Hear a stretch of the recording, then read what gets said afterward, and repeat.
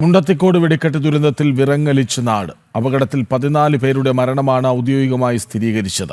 9-ലധികം മൃതദേഹാവശിഷ്ടങ്ങൾ ലഭിച്ചിട്ടുണ്ടെന്നും ശാസ്ത്രീയ പരിശോധനയ്ക്ക് ശേഷമേ ആരുടേതാണെന്ന് കണ്ടെത്താൻ സാധിക്കൂ എന്നുമാണ് അധികൃതർ പറയുന്നത്. വെടിക്കെട്ട് അപകടത്തിൽ എത്ര പേർ ഉൾപ്പെട്ടുവെന്ന കാര്യത്തിൽ വ്യക്തതയില്ലെന്നും അധികൃതർ സൂചിപ്പിക്കുന്നു. അതേസമയം ദുരന്തത്തിന്റെ പശ്ചാത്തലത്തിൽ സർക്കാർ ജുഡീഷ്യൽ അന്വേഷണം പ്രഖ്യാപിച്ചു.